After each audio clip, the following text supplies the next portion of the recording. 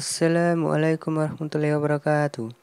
আশা করি আল্লাহ তাআলার রহমতে আপনারা সবাই ভালো আছেন এবং আলহামদুলিল্লাহ সুস্থ আছেন। আল্লাহ তাআলার রহমতে আলহামদুলিল্লাহ আমি অনেক ভালো আছি এবং সুস্থ আছি। আজকে আমি আপনাদের মাঝে চলে আসলাম আবার এই নতুন ব্লগ নিয়ে।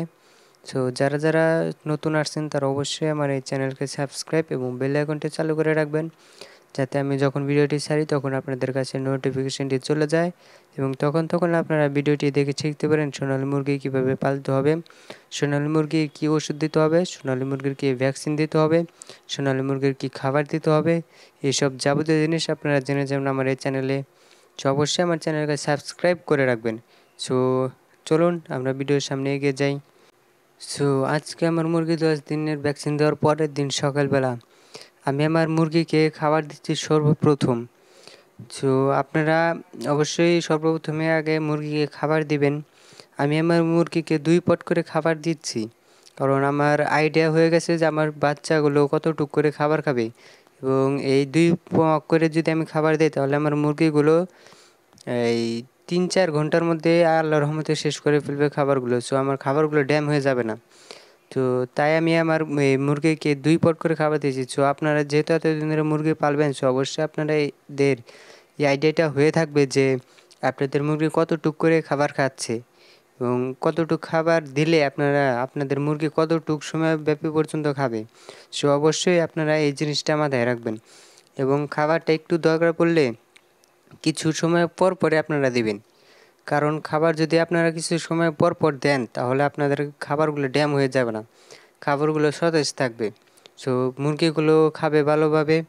আপনাদের খাবারগুলো যদি সতেজ থাকে তাহলে মুরগিগুলোর শরীর স্বাস্থ্য ভালো হবে, তাদের শরীরে মাংস হবে বেশি, তারাও তাড়াতাড়ি দ্রুত বড় হয়ে যাবে। পানির পটগুলো যেগুলো আছে এগুলো আমি বাইরে বের করে দিচ্ছি। আমার এই পানির পটগুলো পানি শেষ হয়ে গেছে, আমি রাত্রে পানি দিয়েছিলাম ভ্যাকসিন দেওয়ার পরে, এই সাদা পানি দিয়েছিলাম, শুধু সাদা পানি, এবং সাদা পানি দেওয়ার পরে আমার এই সকালবেলা অলরেডি পানি শেষ হয়ে গেছে। আমি এখন আমার পানির পটগুলো বাইরে বের করে দিব, কারণ কালকে রাত্রে আমি এই সোনালী মুরগিকে ভ্যাকসিন করেছিলাম। যেহেতু ভ্যাকসিন করেছি তাই আমার আজকে সুন্দরভাবে পটগুলো পরিষ্কার করতে হবে, তা না হলে ভ্যাকসিনের যদি কিছু ছিটেফোঁটা লেগে থাকে তাহলে কিন্তু আমার ঝামেলা হয়ে যাবে। এর জন্য সুন্দরভাবে পরিষ্কার করব আমি।